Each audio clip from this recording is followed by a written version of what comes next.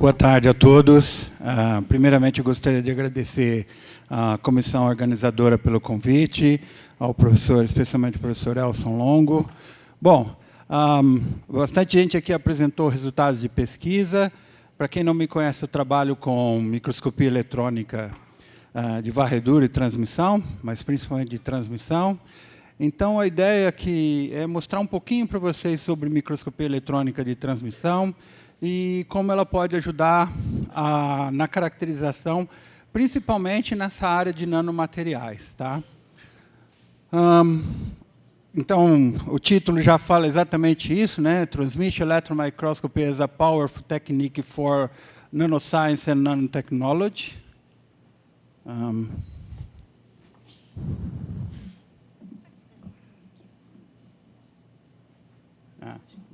Agora está ligado, né?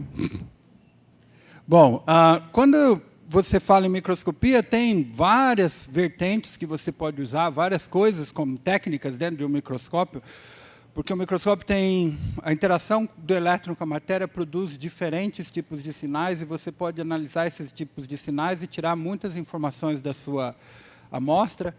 Normalmente, quando as pessoas vão, elas querem responder algumas perguntas na área de nano. A primeira coisa é a mais simples, né? Qual o tamanho das minhas coisas, o tamanho que eu estou vendo, qual a forma das coisas que eu estou vendo. Depois, a estrutura cristalina do meu material, né? Se é possível, se é amorfo, que tipo de estrutura que eu tenho. E, por fim, alguma informação de espectroscopia, CGDS, IUS, para saber a composição desse meu material. Isso é normalmente o que as pessoas desejam obter. É possível obter muito mais outras coisas a partir de microscopia, mas, normalmente, são esses três tipos. Quando a gente pensa em imagem, né? O mais comum é pensar em distribuição de tamanho de nanopartículas. Mas tenha em mente que dá para você ir muito, muito além do que isso. Aqui a gente tem dois exemplos, né, de imagens de diferentes artigos. Né? Então, a gente pode fazer uma análise das facetas das minhas nanopartículas, com isso tirar a direção que está, por exemplo, no caso de uma coalescência, ou no caso de uma catálise, tirar a faceta que está sendo exposta, a energia de Wolff dessa faceta, e, com isso, entender por que, mesmo tendo partículas tendo o mesmo tamanho, numa determinada forma, que expõe uma determinada faceta, você tem uma diferente catálise do que a outra. Tá? Você pode tirar, então, como uma lista rápida, você pode tirar tamanho, distribuição de tamanho, você pode fazer análise de interfaces das suas nanopartículas ou de alguma coisa, de um book, você pode tirar defeitos, você pode fazer análise da faceta, forma, strain, stress, e muitas outras informações baseado numa análise direta de imagem de transmissão. Não apenas o tradicional que as pessoas vão lá e querem tirar distribuição de tamanho ou ver o tamanho das minhas partículas. Tá? Além disso, você pode, quando a gente pensa em microscopia de transmissão por varredura, que basicamente o resumo é que é uma técnica que é proporcional à diferença de massa, então você tem um contraste que é ligado à massa do seu material. Então, aqui tem diferentes exemplos de nanopartículas, onde a gente pode ver um ordenamento de camadas de ouro e de cobre em cima dessa partícula, ou ela pode ser aleatoriamente distribuída, pode ser um core shell. Aqui a gente tem um onion, né, de ter diferentes tipos de elementos metálicos, pode ser partículas tipo Janus. Você pode ter uma infinidade de caracterização vista diretamente da imagem a partir da diferença de contraste. Com resolução atômica é possível fazer isso hoje usando microscopia de transmissão. Você pode olhar a parte de difração. E difração, quando a gente pensa, na realidade aqui um exemplo rápido, né, de nanobeam diffraction, a gente tem a Select Area Diffraction que está aqui, que é para olhar as distâncias atômicas das nanopartículas, né, os seus planos, correspondente aos seus planos.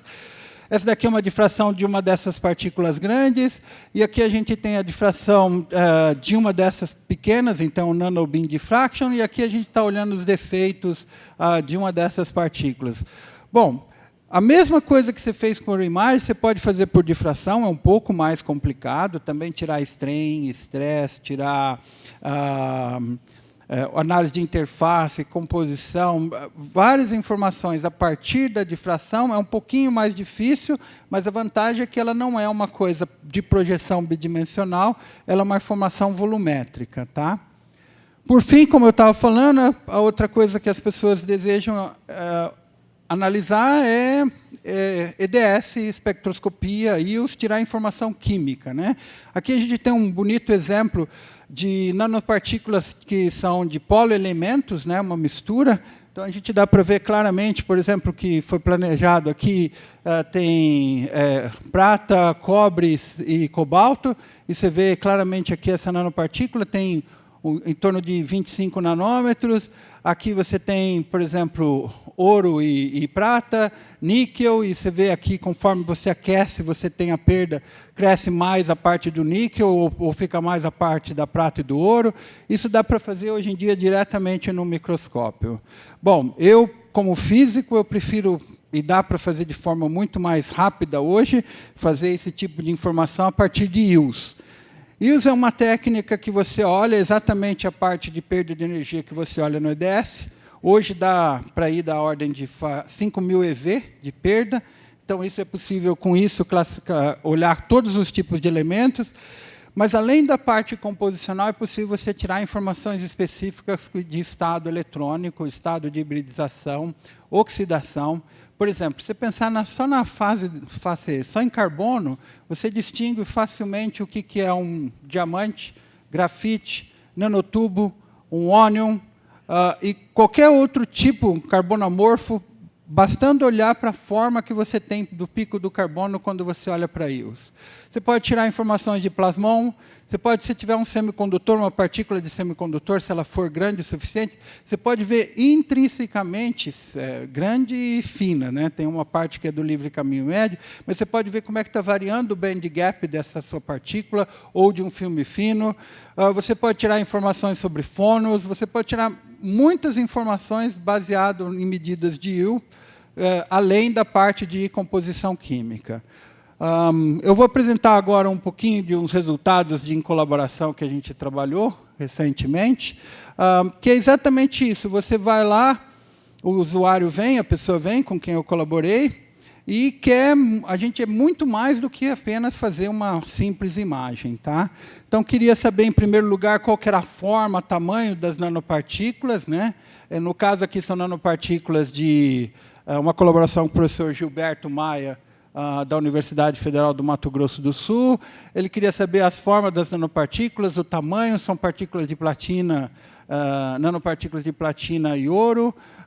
E você vê que tem uma distribuição enorme aqui de diferentes tamanhos dessas partículas, variando em forma e tamanho. Aí depois, quando você olha em mais detalhes, você vai ver na realidade que essas partículas são formadas por nanopartículas da ordem de 2 a 3 nanômetros. Tá? Aí você olha, então, essas nanopartículas aqui, quando você olha com mais detalhe, faz um nanobeam diffraction, na realidade, essas nanopartículas, elas estão, por orientada attachment, elas estão formando um mesocristal. Qual que é a vantagem quando você tem isso?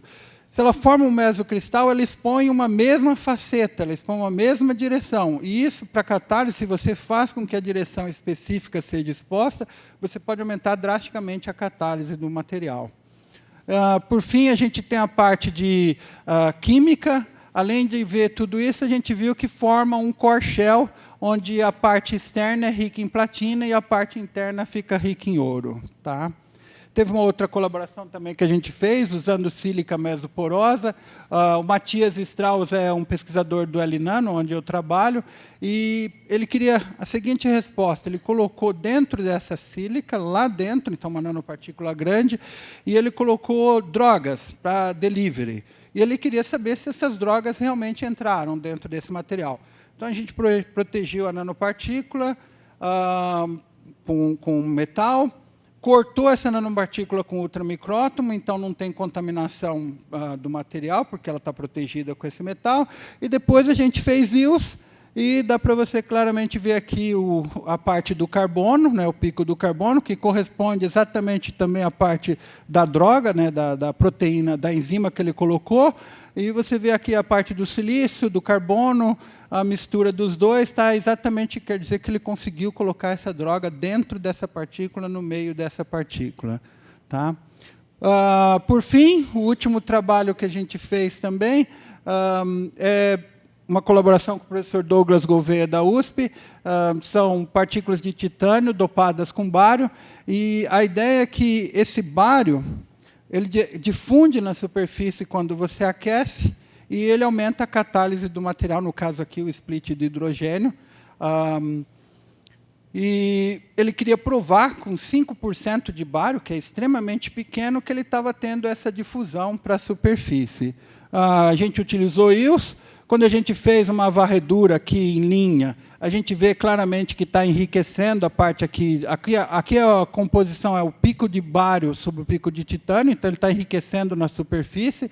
Esse pico aqui é o perfil que você tem de contraste em branco aqui de STEM, e esse daqui é a razão entre o pico de bário sobre o titânio.